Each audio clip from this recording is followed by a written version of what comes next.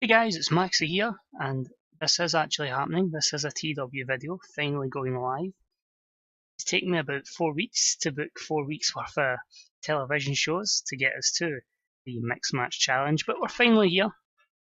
Glad to say the series is still going on, don't worry. The plan is to take it through till WrestleMania, and then I think we'll end it at WrestleMania 39, and then from there, just because of the way time is working out, and I think there'll be a few good games out in the fall, we'll probably drop to like a smaller series, something that I can book a lot quicker, and then obviously it'll be the wait until TW 2020. And I think when we go to TW 2020, that will be the core game, the main game. As I say, I don't anticipate that I'll be playing Football Manager any longer once that comes out. So that'll get the majority of my time, and I hope for there we're likely to be going, imagine at this moment in time, AEW, ROH, or possibly NXT, depending how the features pan out with the development. But it's a long way away. It's what, at least 9 months at the very minimal. Let's focus on the now. Let's focus on the Mixed Match Challenge, and then of course our road in to WrestleMania 39. So a lot can change. I'm still sticking to my game plan of building up various new stars, and Mixed Match Challenge is usually good for that. So we start the show off with a couple of the participants, 4 from the men's side, 4 from the women's side, just really saying that they should win it. So you've got Adam Cole, Tommaso Ciampa, Dean Ambrose, Seth Rollins, Becky Lynch, Charlotte, Rhea Ripley, and Toni Storm. So a mix and match from both sides, both members of the infamous tag team of Ambrose and Rollins are in this one, but it's a good A-star 99. Adam Cole comes across well. It's a show off to a very strong start. We'll go through the pairings as the show unfolds. So opening match is a pretty damn solid match in terms of star power. And it was about to have great wrestling and good heat. It saw the team of Adam Cole and Toni Storm get the win over Kevin Owens and Ronda Rousey. Ronda out in round 1 in 14:23 when Adam Cole defeats Kevin Owens with a flying cross body. So okay match, B78, no storyline attached to that, but it's a great win for Adam Cole and Toni Storm. Got the crowd hotter, good performances all round, 84 for Toni Storm, 91 for Adam Cole, Ronda a 93 and an 87 for Kevin Owens. Yeah, does its job, puts Toni Storm and Adam Cole over. And after the match up, we just get a little bit of tension, Ronda Rousey basically blaming Kevin Owens for the defeat, and that got an A-star 100 segment. This tournament as well has quarterfinals, semi-finals, and final, of course, all in one night. But then backstage, Sasha Banks, she's with Virta and Marcel Barthel. Now, what it was scheduled to be Sasha with Marcel Barthel, the Money in the Bank holder and the champion, the IC champion. However, due to injury, and I'll use pretend quotation marks, injury, Barthel can't take part, and it will be Volta who will be teaming with Sasha Banks. So, A-star 100 there. It got got a good rating, I'd say. Barthel looks excellent. Water looks underwhelming, but this is something that can certainly help him progress in terms of overness. Wow. Decent matchup. The team of Volta and Sasha Banks defeat Charlotte and Seth Rollins in 1938 when Sasha defeated Charlotte by submission.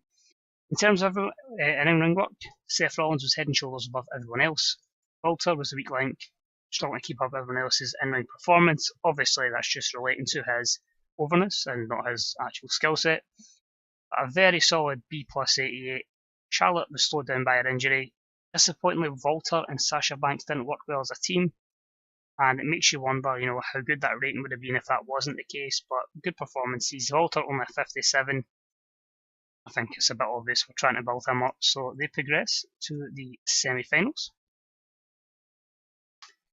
We then have about the had good wrestling and a decent reaction from the crowd. It was Tommaso Ciampa and the talented Rhea Ripley defeating Paige and Sami Zayn in 15:05 when Tommaso defeated Sami Zayn with the Project Ciampa. E79, again, could have been a lot better if the storyline was involved, but it is getting that good victory for Ciampa and Rhea Ripley. I think it's a bit obvious who we're pushing going forward. And about the had great wrestling and good heat. Dean Ambrose and Becky Lynch defeated Randy Orton and Dana Brooke in 20:06 when Dean Ambrose defeated Randy Orton with a headlock driver. So a good win for Becky and Ambrose. Continues the storyline there that was going between Becky and Dana, although I kind of just chose that to give these guys a bit more time. 84 is okay, but does what it does. It's not the most over storyline because they are pretty much finished it. But yeah, Ambrose and Lynch progress to the next round. So next up, we've got Drew Gulak, who's just hyping up his matchup. A little break in between the tournament to give people a rest, and it is just saying he's going to win the the Cruiserweight Championship from Leo Rush. Get these flips away. It's all about good technical submission wrestling. So that's a C62. Match itself was a storytelling match of the night, and it was very good actually. 81.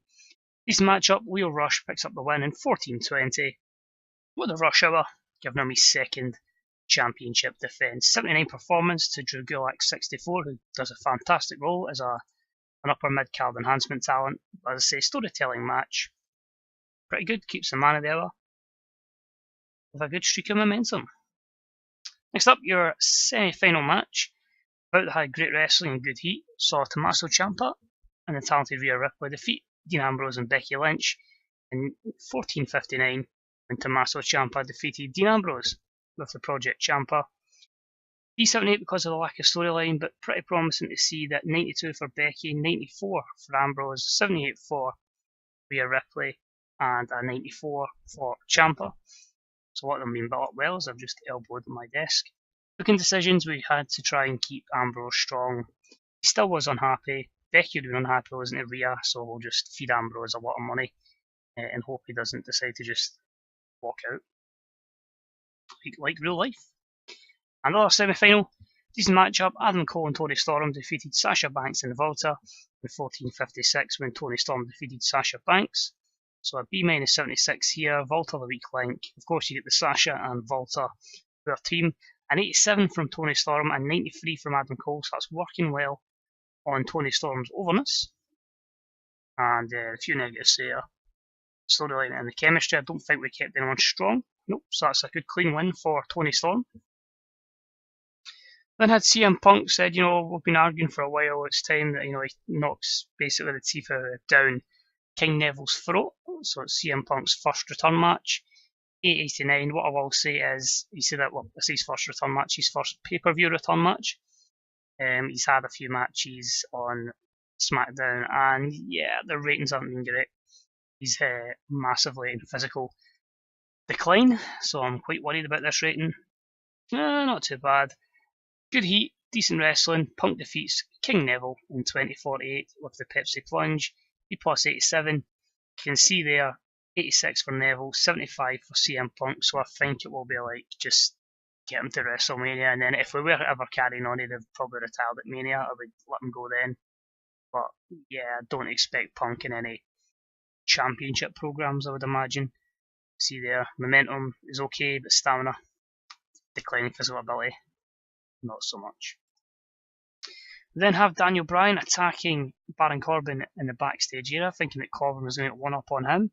He puts him through a table, that's an A89, as we get ready for some 10-man tag team action, just to kind of give us a decent co-main. And yeah, it actually was pretty poor. Shit. B+ 86, I was hoping this would be a good A-star, but I'd imagine because of the amount of people in it, it probably wasn't as good as it should have been. But it was about the great wrestling and good heat. It was a team of Andrade, Cien Almas, Chad Gable, Johnny Gargano, Samoa Joe and Daniel Bryan, defeating Fergal Devitt, Pete Dunne, Marcel Barthel, and he was injured. I might have forgot about that. Drew McIntyre and Shinsuke Nakamura in 23:14 when Daniel Bryan defeated Pete Dunne with a quick roll-up. Honestly, I did kind of forget that way at Barthel, but I wanted to win this match. But it means we can build something out of this going, I thought you were injured and you just took part in the mixed match challenge. So a storyline from a storyline, effectively. See there, 91 Bryan, 90 for Joe, 87 Gargano. Look at the heel set, everybody's over 90, apart from Gargano and Almas. So in a good position with our overness, just maybe not put them in 10-man matches. We then have an over-the-top spectacular entrance for our Mixed Match Challenge main event.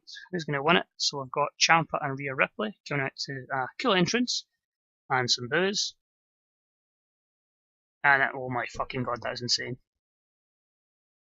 Did not expect it to go as well as that. Shit. And about that had great wrestling and good heat. The team of Tommaso Ciampa and the talented Rhea Ripley defeat Adam Cole and Toni Storm in 2024 when Rhea Ripley defeated Toni Storm by pinfall by using underhanded tactics. Ciampa and Rhea Ripley win the Mixed Match Challenge titles to an 8-star 97 match. Wow. So the storyline getting in was obviously the Cole and Ciampa storyline because Rhea and Toni had kind of ended that. But it adds into that whole thing of, you know, they've always been rivals. Every time Tony's getting somewhere, Rhea Ripley gets in her way, and sometimes Rhea Ripley's going to looks like she's going to become the next megastar, and Toni Storm gets a win. So it continues that theme as well. Really puts them on a big stage. Great performances there. 86 for Rhea, 89 for Toni. And you just hope, you know, that performances like this means that we can certainly see them in the women's main event going forward into your SummerSlam, Survivor Series, and WrestleMania as well. Just keeps it fresh instead of the whole usual day. It's going to be Dana, Becky, Charlotte, Paige, Sasha. And they've got 2 hours to add to the field, and they certainly deserve to be there. Disappointing though that as a Class 4 fractured larynx, I believe that's how it's pronounced, for Toni Storm. We'll see how bad that is, and then they celebrate in the ring. A90. So that was a very pleasant surprise. A93 for the rating. Used Rhea Ripley too much. But to be fair, I think she has an upper mid card that we did use for probably about 60 minutes worth of the show when you add in 3 matches, angles as well, but certainly deserves to be in that spotlight. Hell of a talent in real life, and yeah, just absolutely delighted. So they too can just get all the praise in the world and get complimented. Great performance, and because I didn't mention it at the start of the show, we were on the WWE Network, and it was 50,000 in the Aloha. Not quite the Pokemon region, but in Hawaii anyway, just because I hadn't been there for a while. So I just thought we'll use that for this network special. So the good thing is we've got a Raw and a SmackDown pay-per-view this month. We also should have the Wrestler of the Year, etc. so far. And that is a very, very bizarre winner of that. Well, it's not an actual official award, but Sanada. Just goes to show you actually use Sanada, and this is what happens. My loss, I had him for the total of 2 years and barely used him. And he goes and has a fantastic time. That's a fair play to him. Sanada is your Wrestler of the Year so far. WWE Company of the Year so far, that's good.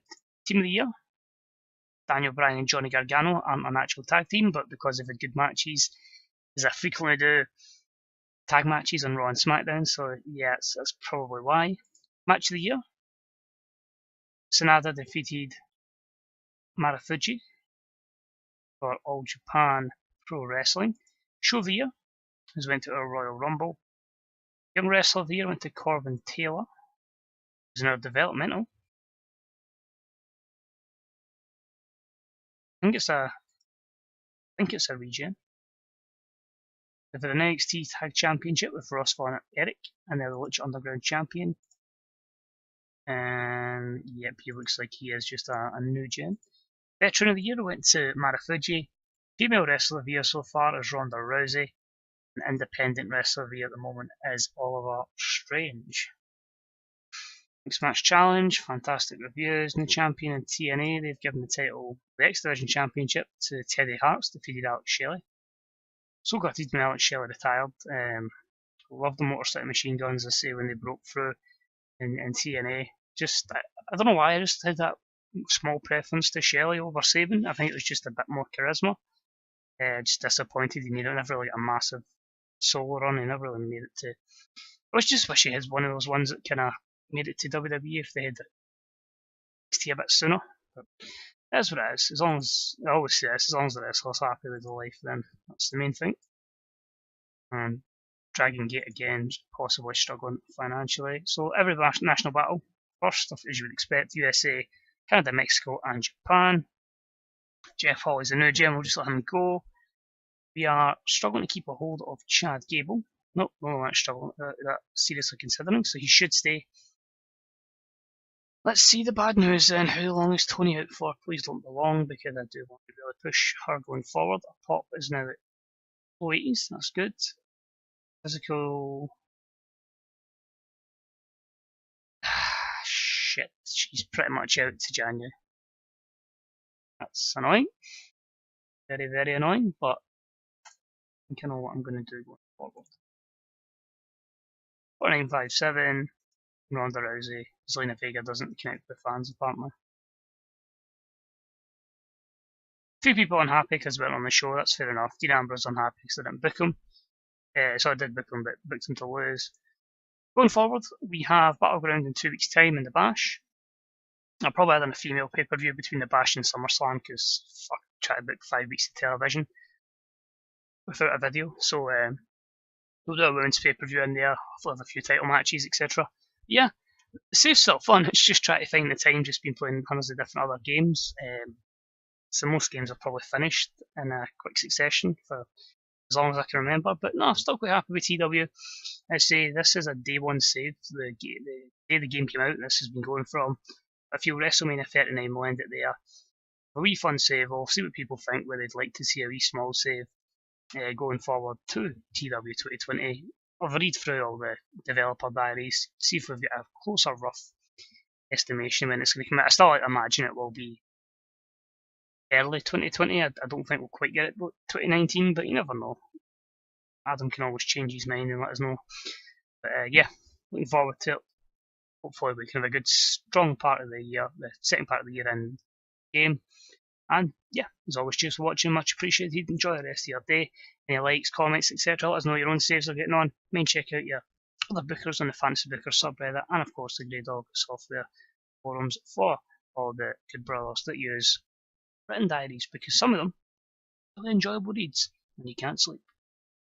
That's where some of my ideas come from, just sitting, relaxing, lying in my bed and stuff on there. It's really good. Cheers, take it easy. See you soon. Bye bye.